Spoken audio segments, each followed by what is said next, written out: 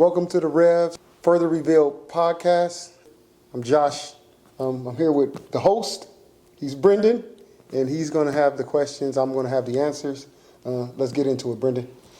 So, first, I wanted you to define ministry. Ministry. You know what? When you asked me this question, I said, it might be good for me to not just give you my definition, but also give you what the Bible shows us about ministry. And so, to start off, ministry is just service, right? It's what service you are performing inside the church. What are you performing to God? So we all have a ministry, but specifically the Bible gives us types of ministry. And we have just went over this in 1 Peter not too long ago. 1 Peter chapter 3, verse 10 and 11. It says, as each has received a gift, use it to serve one another as good stewards of God's very grace. Whoever speaks, as one who speaks the oracles of God. Whoever serves, as one who serves by the strength that God supplies. So ministry, you have two different types of ministry. You have the ministry that is the speaking type, like what the preachers and pastors and teachers do. And you have the service type, what other people do or that might be around the church, whether that's greeting people that come in the door or deacons who might serve in doing like the different offerings or making sure the church is running properly. So you have two different types of ministry going on. So speaking and serving. And, you know, at our church, what we have is sometimes you're speaking like me, and sometimes I'm also serving, depending on the role that I'm fulfilling at that time. We don't have a very big congregation, so a lot of times we have to co-mingle our service, our ministries to the Lord. Mm-hmm. So what was your first ministry? First ministry, oh man, I remember when I was young, when we were young in the church, my first ministry had to be serving as a junior deacon in the church. So it was every second Sunday, was dedicated to the youth. And so the youth would serve, and my job was to be a junior deacon. And I really loved it. Some people were ushers. I love being a junior deacon, opening up the church in devotion, reading the scripture, praying, singing songs from the songbook that we had back then. I really loved that time. What I also did in the church, we had like a dance team, like a praise dance team. And so we served in that way. We served that way for a long time, all the way up through my teen years. And I probably just retired not too long ago. I think I did a couple of dances with the young kids now. Mm-hmm. Yeah. And so how old were you when you were a young deacon? Junior deacon? Oh man, probably my son's age now, 8, 9 years old. Dang. Yeah. Oh, so we served as junior deacons every second Sunday. You know, we had to dress up in our tie and stuff like that. Mm-hmm. It was real serious, man. Mm-hmm. So then it went from that until now you're a preacher. When did you preach your first sermon? Preach my first sermon. You think I would know this, but growing up in the church, I don't know when I preached my first sermon, but growing up in the church, we had different services for our youth, Mondays and Fridays. Mondays was like Bible study. Fridays we had like a Friday night service for the young people, and we preached then. If I had a recording of the sermons, I probably would shake my head at what I was saying, but so that's when it started, developing a love for preaching God's word, and desiring to pursue this ministry. And how long ago was that? So 8 and 9 being junior deacon. I'll probably say like 12. So you was preaching at 12. Well, yeah, I wouldn't call it preaching, but we had Friday night services. So 12, 13. Yeah, it was myself, John, Rob. Yeah. Wow. We were doing something that resembled preaching. Let's say that. And but you wasn't like on a pulpit. No. Yeah, you know how the old school was. Yeah. We was down there on the floor with the little podium in front of us. Yeah. So it wasn't no ordained speaking. We were basically preaching to each other. so yeah, that's how we started off. But that was my grandfather. My grandfather wanted us to love the Lord, and so he did whatever it took. He sacrificed his time. Mm-hmm. Him along with my Uncle Mike, they really pushed us towards that goal of becoming strong young men and women mm-hmm. In the faith. So yeah, we did a lot of Bible studies and Friday night services, and we participated. We ran the service, mm-hmm. including the speaking portion. So. Mm-hmm. So then when did that kind of transition into like, on Sunday, like being like the preacher of, Oh man, when did I start? So I went away to college for about 6 years, right? So I graduated from high school, went to San Jose for 6 years. I remember one time in San Jose coming back and preaching, but I'm assuming I preached before that. But that's the time that I remember it being like in front of the whole church on a Sunday. But from there, after I graduated San Jose and came back home, I believe I was been in a pretty steady rotation of preaching. Mm-hmm. On my OneDrive or my computer, mm-hmm. I think I have sermons that go back to 2016, 2017. Okay. Yeah, but I have notebooks. Before that, I didn't use to type my sermons. I used to write them. Write them out. So I have notebooks, but I don't have a date on those, right? So yeah. Okay. So it's been a minute. It's been some time now. Yeah. So it's been a little while. Mm-hmm. And then I remember, growing up, you was the youth pastor. So when did that start? That obviously came before, right? Yeah, but the youth pastor really full time, was when I came back from school. Okay. So you came back, you were like 24? 24, yeah. I was 24 when I came back. And so that's when I took over being the youth pastor here at the church. And it was like right away. Yeah, it was right away. As soon as I came back home. No breaks. Yeah. So yeah, just straight into it, dived into it. That was a great time. I think we had a blast during that time of ministry, learning to serve people and care for them. Being a youth pastor is not easy. Young people have a lot of different pursuits and a lot of different struggles that they go through, and being a youth pastor really helps you cater to a lot of different areas in people's lives. And I think that as I did it, as the years went by, I think I got better at it. You know what I mean? Mm-hmm. I think when I first started, I don't know how good I was at it, but I knew I just wanted to teach, like you guys, the Word of God. You know what I mean? Mm-hmm. And so going through all those lessons, I think we went through like apologetics, knowing how to reason our faith. Mm-hmm. So we did a lot of those kind of studies. Mm-hmm.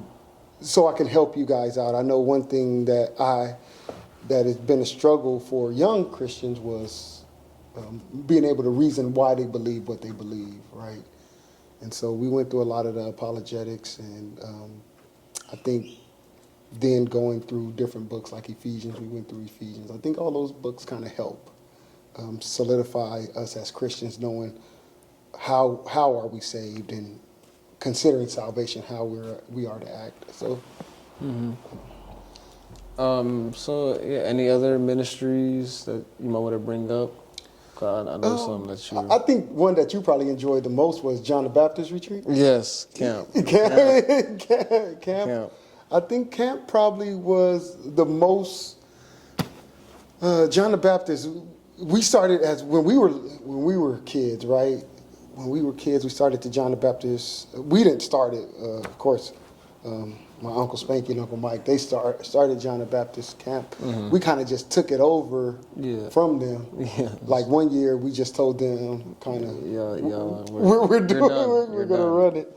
And they were gracious for letting us run it. And then they finally officially passed the baton to us. And then we tried to keep it going. And COVID kind of killed it a little bit. But I think we're going to revive it. Yeah, we need to. I think at least locally here at Revelation, we need to. We'll bring back the camping trip. But John the Baptist was key to forming a lot of young spiritual lives as we got away from the city, got away from kind of our devices and things like that, and was able to lock in spiritually. I think they were great. Always fun. Always learned a lot. It was great. So you would say maybe you started around 10 years ago? What's that? John the Baptist? Doing the camp. Yeah, probably so. What age was you when 10 years? So I was 12. 12? Yeah, I was 12. No, actually, it might have been more. Actually, yeah, it's probably been more. More. Yeah, I think maybe 2010. So that's 12, kind of 12 years ago. Were you ever in junior camp? You didn't. You was always. I don't think I ever did junior camp. So you were always in the bigger camp. Yeah. So, but I know I was the youngest. I was definitely the youngest. I was 10. Everyone else was 11, 12. All the competitions that we would do, and then we made them good, gospel centered, right? So usually going through those activities, but then coming back and kind of recapping why you went through that kind of activity. Yeah, exactly. Yeah, so John the Baptist retreat, man, those were great retreats, and it built so much of the community. Going to those camping trips. Yeah.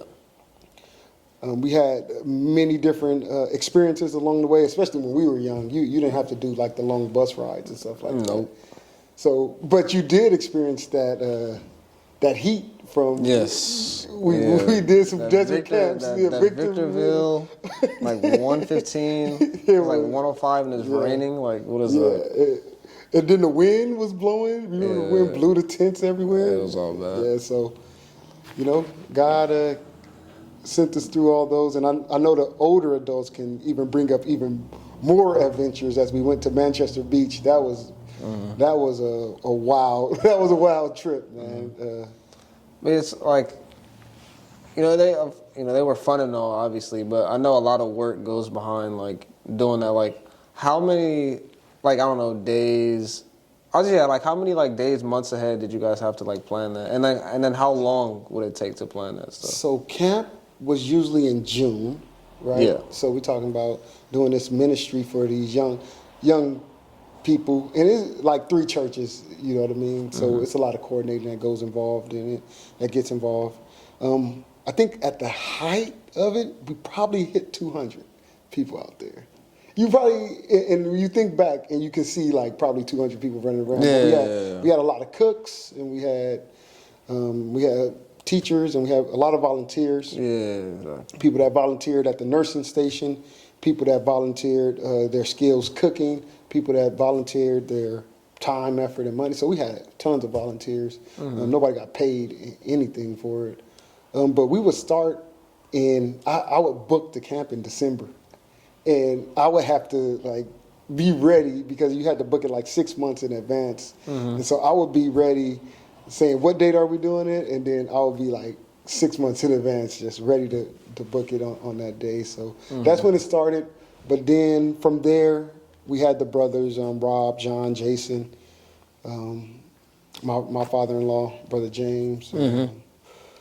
We had them, and we would meet on Saturdays, man, calling each other on conference call, going over different lesson plans, talking to each other about what seems to be relevant and what needs to be said. So we would go through current events, try to figure out what young people are going through at that time. So it was a lot of discussions, trying to plan the activities.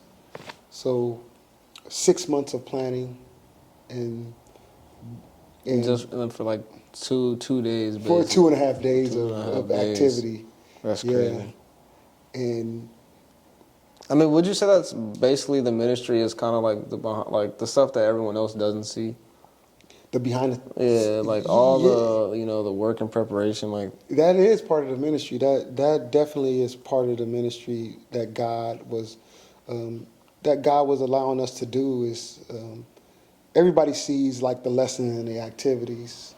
Everybody sees the food get cooked, but understanding that, hey, we have women going out there to shop for that food. Yeah. And when I say shop, they shop and they looking for sales because we're inner city church and we not trying to charge a lot to go. So they're looking for sales. Yeah, that's saying Campbell's were like 50, 60. Yeah, so that's not we didn't make a ton of money. I mean, we paid for our T-shirts and paid for the campground. But yeah, we just wanted inner city kids to experience something that they might not get to experience, and also learn about God. I think that's the heart of ministry right there. What about the youth department? You started that, right? No. The youth department been going for. So is that just like a whole big thing a whole big deal? That's just like. What's that? Like a whole big I don't know. I don't want to say corporation, but like a big I don't know, charity. That kind of that we just, I guess, a part of. What's that? The youth department. Because I remember you bring that up like all the time. What's that? The youth department. The youth department. What do I bring up about the youth department? So the youth department, I've always been part of the youth department, whether I was a youth or trying to serve with the youth. I think as I got older, the youth department got more organized, thanks to people coming alongside. Oh, okay. So we have my wife who comes alongside and lends her creative aspects. People like your mom, Linda, Jasmine, and before she moved away, Breedy. I don't want to forget about her. So those individuals would lend their time to making sure that children know about Jesus Christ, and they would do the dances, the speeches, the plays. All that has been an instrumental piece in educating the youth about Jesus Christ. So always been a part. I'm getting older, but I still look forward to it. I don't have the energy all the time that like coming from work and stuff like that. But still, I see the importance of them knowing Jesus Christ.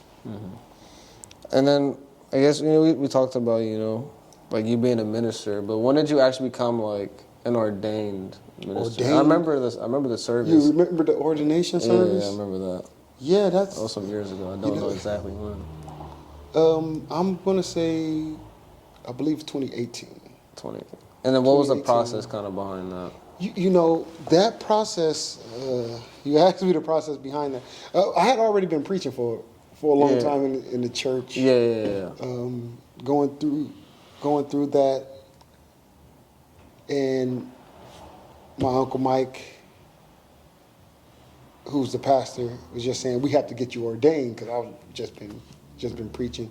So going through the ordination, but you know, Brendan, aside from like marrying my wife, the weight of becoming an ordained minister was so heavy. Mm-hmm. I remember that week of my ordination, I was just reading the Bible about all the things about being an elder in the church, being a pastor in the church, being an overseer of the church. What did it entail? Listening to sermons, just praying to God, said, God, this is a heavy weight, but I believe you called me to it, and I believe that you can keep me faithful to your word, faithful to my wife, faithful to this church, serving it. And that was quite an experience, you know what I mean? But I'm glad I had my brothers that do ministry with, like at the John the Baptist retreat. Yeah. So Like John. Jason was here, my in-laws, and so having them around Made it better. And of course, my wife. But yeah, that week was very heavy. I mean, taking on the responsibility of becoming a minister, I didn't want to take it lightly, and so I did do a lot of studying, a lot of praying that week. I remember how heavy it was. Yeah. Does that still like cross your mind? What's that? Just like I'm a minister now, like you're verified. It's like you really. You know what crosses my mind now is a conviction that when I don't feel like doing something, and then I think about being an elder in the church, being a minister of God, and knowing that you have to sacrifice. Yeah. And so it's this conviction that I get, and so that's something that I feel quite frequently. And I guess you can say like you probably didn't feel it that much when you like weren't ordained. It's like now that you're ordained, like now that you know, I probably should have been feeling the same thing because I'm up before God's people. Yeah, preaching. exactly. But you know, it's something about becoming like official. Yeah. It's just, is that the same thing with getting baptized? Baptized, rather than you know, like you can be saved, like, but then like when you get baptized, I feel like I haven't been baptized, so I just feel well, like, we're working towards that in our Sunday school. So we're working towards going through your baptism, which, I mean, we only got a couple of more weeks, and then. But I just feel like when every time I sin, like after I get baptized, I'm like, why did I get baptized? Well, but I know it's not about that. But I just feel like that's just gonna pop up. It's just gonna pop up in my mind though. Yeah, well, that's happen. why we have Christian community. You know what I mean? Yeah. We're going through 1 John in the devotion part of Sunday school. It says, if you do sin, you have an advocate with the Father, Jesus. But it's not that you're trying to on purposely sin. I got baptized. First, you have to know about my grandfather. My grandfather. My grandfather was getting baptized, and so I got baptized probably 2 or 3 times already. You know what I mean? When was the first time? First time is when I was young. So I accepted Christ when I was really young. It was probably 8 or 9. I remember going down and accepting Jesus Christ. You know who preached that day? I know who prayed for me. My Uncle Spanky prayed for me. Okay. So who preached that day? I don't know. But was it just you by yourself at that time when you gave your life? Yeah.